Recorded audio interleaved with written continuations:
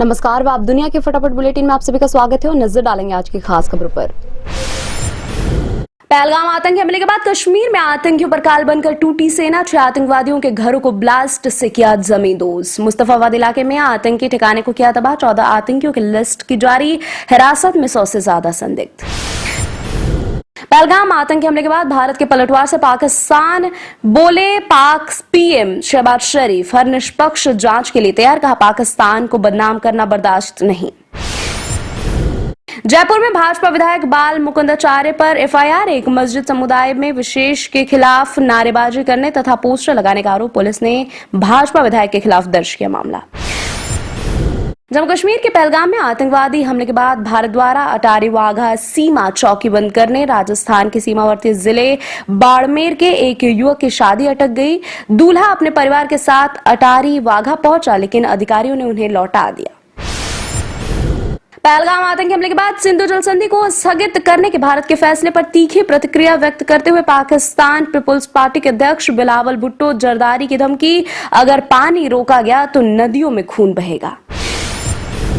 केंद्रीय मंत्री हरदीप सिंह पुरी का बिलावल भुट्टो को जवाब। पहलगाम में आतंकी हमला हुआ था, इसमें किसी को गलतफहमी नहीं होनी चाहिए। पाकिस्तान को इसका खामियाजा भुगतना होगा। अभी तो शुरुआत है। बिलावल बेवकूफ है। पानी नहीं मिलेगा तो ऐसे ही चिल्लाता रहेगा। यूपी के मुख्यमंत्री योगी आदित्यनाथ ने जम्मू कश्मीर के पहलगाम में आतंकवादी हमले में मारे गए पर्यटकों को श्रद्धांजलि अर्पित करते हुए चेतावनी दी। कहा, यह नया भारत किसी को छोड़ता नहीं है, लेकिन किसी ने छेड़ा तो उसे छोड़ेगा भी नहीं। पहलगाम आतंकी हमले के बाद तेलंगाना सीएम रेवंत रेड्डी की पीएम मोदी से अपील। पीओके भारत में मिला दो, पाकिस्तान के 2 टुकड़े करने का समय आया है। केंद्र सरकार ने मीडिया संस्थानों के लिए जारी की एडवाइजरी। डिफेंस ऑपरेशन और सेना के मूवमेंट की कवरेज पर रोक। पहलगाम आतंकी हमले के बाद कश्मीर घाटी में चलाया जा रहा है सेना का सर्च ऑपरेशन। देश भर में रोजगार मेले में 51,000 युवाओं को मिली नौकरी। दिए गए जॉब लेटर। बोले पीएम मोदी, युवाओं के लिए अवसरों का समय। रोजगार के अवसर बढ़ाने के लिए सरकार उठा रही है कदम।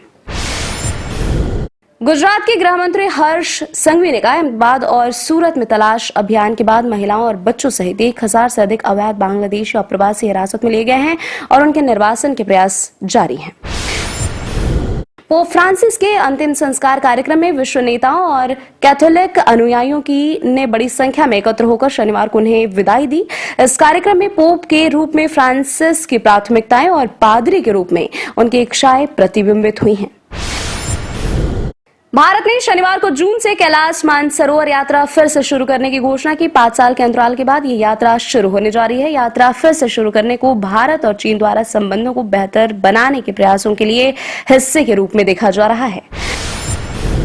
महाराष्ट्र में अल्पकालिक वीजा पर रह रहे 55 पाकिस्तानी नागरिकों को केंद्र सरकार द्वारा तय की गई 27 अप्रैल की समय सीमा तक देश छोड़ने को कहा गया है। विदेश और गृह मंत्रालय ने निर्देश दिया कि पाकिस्तानी नागरिक 27 अप्रैल तक भारत छोड़ दें। लोकसभा में नेता प्रतिपक्ष राहुल गांधी ने हैदराबाद में कहा, दुनिया भर में लोकतांत्रिक राजनीति में बुनियादी बदलाव आया है। दशकों पहले जो नियम लागू थे वे अब लागू नहीं होते। प्रधानमंत्री नरेंद्र मोदी ने कहा, दुनिया पोप फ्रांसिस की समाज के प्रति सेवा और को हमेशा याद रखेगी। पोप फ्रांसिस के अंतिम संस्कार में राष्ट्रपति द्रौपदी मुर्मू भी वेटिकन सिटी में विश्व नेताओं के साथ शामिल हुई। राष्ट्रपति जी ने भारत के लोगों की ओर से पोप फ्रांसिस को श्रद्धांजलि अर्पित की। पाकिस्तानी भाभी सीमा हैदर की प्रधानमंत्री नरेंद्र मोदी और मुख्यमंत्री योगी आदित्यनाथ से अपील। कहा, मैं भारत की बहू हूं, मुझे भारत में ही रहने दिया जाए। हरियाणा के नूह जिले के फिरोजपुर झिरका थाना क्षेत्र के अंतर्गत दिल्ली मुंबई एक्सप्रेसवे पर इब्राहिमबास गांव के पास एक पिकअप वाहन की चपेट में आने से 6 सफाई कर्मियों की मौत हो गई। हादसे में 5 लोग घायल भी हैं। अक्षय कुमार की फिल्म केसरी चैप्टर 2 पर लगा डायलॉग चोरी का आरोप यूट्यूबर कवि यागा बूटवाला ने कहा कि उनकी जलियांवाला बाग पर बोली गई कविता को चुराकर फिल्म में डाला गया है। यागा ने कहा कि फिल्म के राइटर ने उनकी कविता को कॉपी पेस्ट किया है। मशहूर कंटेंट क्रिएटर मिशा अग्रवाल का निधन। मिशा ने अपने 25वें जन्मदिन से 2 दिन पहले ली अंतिम सांस।